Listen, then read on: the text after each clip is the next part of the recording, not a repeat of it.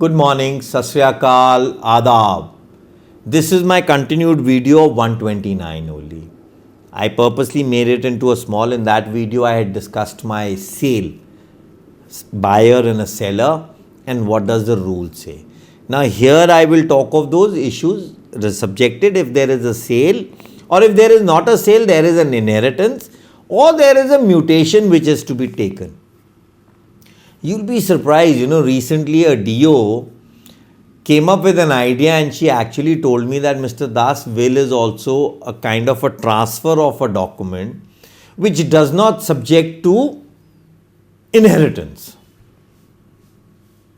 And to support that idea, one of the bungalow owner from Agra said, yes, she is right. Now, the interpretations by the department's educated officers is coming that if there is a will, it shall not be covered under the Inheritance Act. So, my father or my mother, who is the owner or an HOR of the bungalow, should die intestate. She should not be, or he should not be making a will. So, what does he do? Let's abolish the Will Act for cantonments then. It is surprising. Just imagine, we also support these kind of DOs. And then these DOs are subjected to, okay, give me 5 lakhs, give me 25 lakhs, I'll do the mutation and things like this. What are we doing? Are we supporting all this? Please, educate yourself. Dig out your records. It's very important. You have to come up with those vernacular records of 1800 and 1840, 50. House property registers. Where are your old sale deeds? The Registration Act started from 1855. So sale deeds must have taken place in that 1855, 1877. I have talked of it earlier. Where are those cantonment codes, house property registers? If there was a register under section 267, there was a register 66. There was a register under 268 also of private land. Why? There were no private lands. So we need to dig into this. And please remember, Proshtam Das Tandan case, he actually exhibited a sale deed of 1845, but he lost.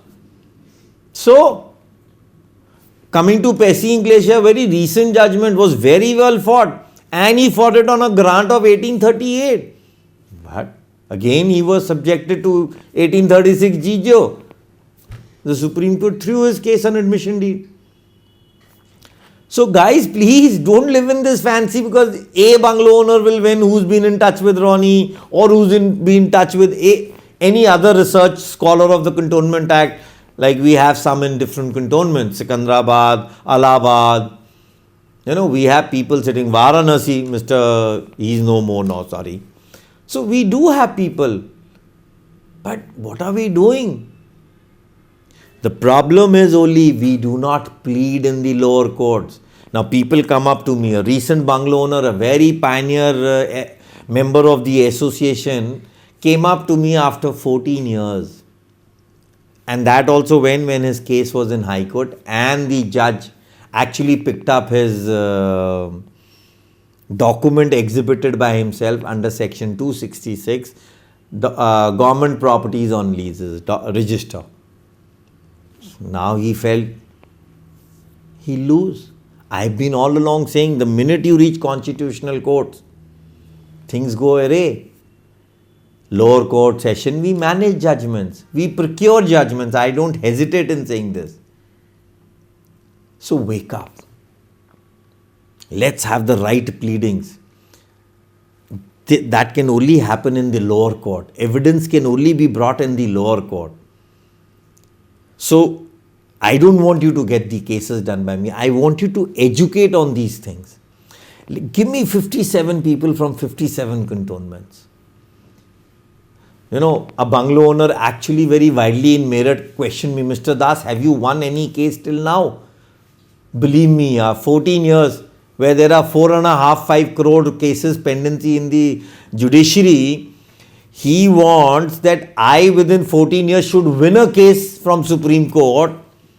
Please, I'll tell that bungalow owner, in Supreme Court and High Court, you cannot file ownership cases in a form of writ. So you have to go through the lower court. And lower court can I only go if some bungalow owner or if some resident associates with me. That case will go for next 10, 15, 20 years and then finally we'll culminate. I bet on. Friends, our plight is very poor. Mutations are not happening. So what are we doing? Education which can come to us, we are not willing to take. So, agreed. Do anything what you want to. Talk about me. I've lost my resumption case. I'm hackling my head for the last 12 years. I'm putting in all efforts. Yes, if I'm doing this, it's going to be somewhere I feel that this might benefit you tomorrow.